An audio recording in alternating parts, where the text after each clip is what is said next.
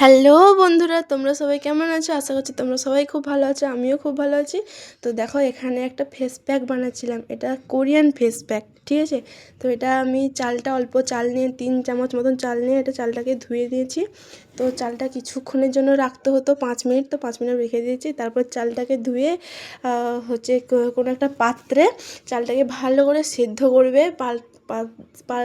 এটা হচ্ছে আমাদের এদিকে হয় না, তো কোরিয়ানরা এভাবে করে।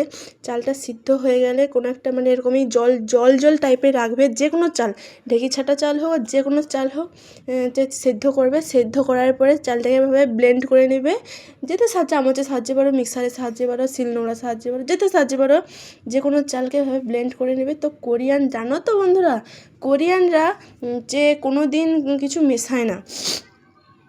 তো আমি এখানে অ্যালোভেরাটা মিশিয়েছিলাম। তোমরা চাইলে নারকেল তেল, মধু, হলুদ গুঁড়ো মেশাতে পারো, কাস্তুরি হলুদ মেশাতে পারো। আমি তো কোনো মেশাইনি, আমি শুধু অ্যালোভেরাটাই মিশিয়েছিলাম। তো এটা মাখার আগে চুল টুল সব কিছু গুটিয়ে নিতে হবে, যাতে মুখে না পড়ে। আর এটা এমনি এমনি এরকম সেরকমভাবে মাখলে হবে না।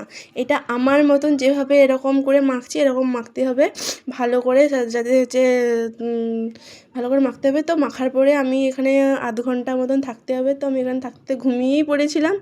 তো এটাকে বালতি বালতি জল না নষ্ট করে, এখানে টিস্যুর মধ্যে যদি তুমি একটা টিস্যু দিয়ে যদি তুমি মুখটা মুছতে পারো, তো ভালো হয়। তো জলটা নষ্টও হবে না, খুব সুন্দরভাবে মোছাও হয়ে যাবে।